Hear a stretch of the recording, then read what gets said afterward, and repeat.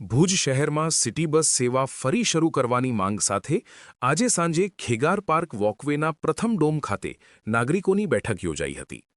શહેરના વિવિધ વિસ્તારોમાંથી મોટી સંખ્યામાં નાગરિકો ઉપસ્થિત રહ્યા હતા અને જાહેર પરિવહનની તાત્કાલિક જરૂરિયાત અંગે ચર્ચા કરવામાં આવી હતી। બેઠક દરમિયાન નાગરિકોએ જણાવ્યું હતું કે આજે ભુજ શહેર લગભગ 56 કિલોમીટર વિસ્તારમાં વિસ્તરી ચૂક્યું છે અને ઝડપથી વિકાસ પામી રહ્યું છે। નવા રહેણાંક વિસ્તારો, શૈક્ષણિક સંસ્થાઓ, હોસ્પિટલો તથા સરકારી કચેરીઓના વધતા વ્યાપને જોતા સુવ્યવસ્થિત જાહેર પરિવહન સમયની મહત્વપૂર્ણ જરૂરિયાત બની ગઈ છે। નાગરિકોના જણાવ્યા મુજબ સિટી બસ સેવા બંધ હોવાથી વિદ્યાર્થીઓ, મહિલાઓ, વયસ્ક નાગરિકો તથા મધ્યમવર્ગીય પરિવારોને મોંઘા ભાડાના ખાનગી વાહનોનો સહારો લેવો પડી રહ્યો છે, જેના કારણે તેમના પર વધારાનો આર્થિક બોજ આવી રહ્યો છે। વધુમાં વિવિધ સંસ્થાઓ દ્વારા આપવામાં આવેલી બસોનો યોગ્ય ઉપયોગ ન થતા તે લાંબા સમયથી નિષ્ક્રિય હાલતમાં પડી હોવાનું પણ જણાવાયું હતું। બેઠકમાં ઉપસ્થિત અગ્રણી નાગરિકોએ સિટી બસ સેવા ફરી શરૂ કરવા માટે તંત્ર સમક્ષ સશક્ત રજૂઆત કરવાની જરૂરિયાત પર ભાર મૂક્યો હતો। શહેરમાં સતત વધી રહેલા ખાનગી વાહનોને કારણે ટ્રાફિક સમસ્યા, પાર્કિંગની અછત, પ્રદૂષણ અને અકસ્માતોની વધતી ઘટનાઓ અંગે પણ ચિંતા વ્યક્ત કરવામાં આવી હતી।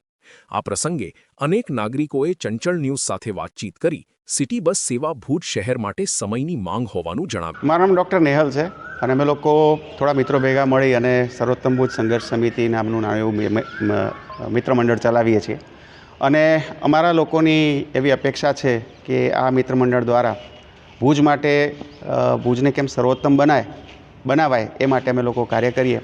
અને આ મુદ્દે સૌથી પહેલો જો અમે મુદ્દો ઉપાડ્યો હોય તો એ છે કે ભુજને સિટી બસ મળવી જોઈએ। આપણે જોઈએ છીએ કે ગુજરાતના ઘણા બધા શહેરોમાં બહુ સરસ વ્યવસ્થા છે પબ્લિક ટ્રાન્સપોર્ટની। ભુજ ધરતીકંપ પછી ખૂબ વિસ્તર્યું છે, બહુ બધી નવી સાઇટો બની છે, રિલોકેશન સાઇટો બની છે, નગરો બન્યા છે અને એની જે કનેક્ટિવિટી છે એ કનેક્ટિવિટીમાં નાગરિકોને ખૂબ મુશ્કેલી પડી રહી છે, ખાસ તો વિદ્યાર્થીઓને, ગૃહિણીઓને અને સિનિયર સિટીઝન્સને આવજાવ કરવામાં ખૂબ મુશ્કેલી છે અને અત્યારે પાછી આપણે પેટ્રોલ ડીઝલની માર પણ પડી રહી છે। તો આવી વખતે પબ્લિક ટ્રાન્સપોર્ટ ખૂબ મહત્ત્વનો થઈ ગયો છે અને આ પબ્લિક ટ્રાન્સપોર્ટ ભુજના લોકોને મળે એ માટે અમે લોકો આ મિત્રમંડળ ભેગું થઈ અને સત્તાવાળાઓને રજૂઆત કરવાની અમે અત્યારે વાત કરી રહ્યા છીએ અને એ માટે જ અમે આજે લોકો અહીં ભેગા થયા છે એ કારણથી ભેગા થયા છીએ। રજૂઆત બસ આવતા અઠવાડિયા 15 દિવસની અંદર અમે રજૂઆત કરવાનું ચાલુ કરી દઈશું અને અમારી અપેક્ષા એવી છે કે અમે મલ્ટિપલ લેવલે રજૂઆત કરશું। એનો રૂટ કયો હોવો જોઈએ તો નાગરિકોએ નક્કી કરવાનું થાય કે ક્યાં ક્યાં જરૂરત છે અને એના માટે અભ્યાસ પણ થાય અને અભ્યાસ પણ એના માટે થયેલા છે પહેલાં કે ક્યાંથી કેટલી વસ્તી છે, ક્યાંથી કેટલું લોકોને જરૂરત છે ને એ પ્રમાણેના રૂટ નક્કી કરવા અમે રજૂઆત કરશું।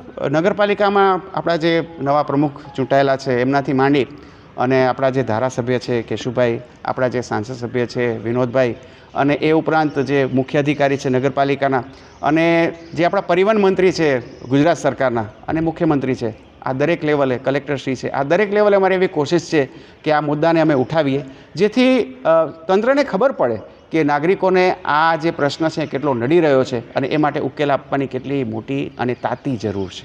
મીડિયા માધ્યમથી હું ભુજના લોકોને ખાસ એ કહેવા માગીશ કે આ પ્રશ્ન આપણા સૌનો છે અને આ કોઈ એક સંસ્થા, કોઈ એક મિત્ર મંડળ કે કોઈ એક કાઉન્સિલ કે એનો પ્રશ્ન નથી, આખા ભુજનો પ્રશ્ન છે અને આ પ્રશ્નમાં ક્યાંય નફો ખોટની વાત પણ નથી આવતી। પબ્લિક ટ્રાન્સપોર્ટ એ હંમેશા નફો કરે એવું જરૂરી નથી, એટલે એ પ્રશ્ન પણ નથી।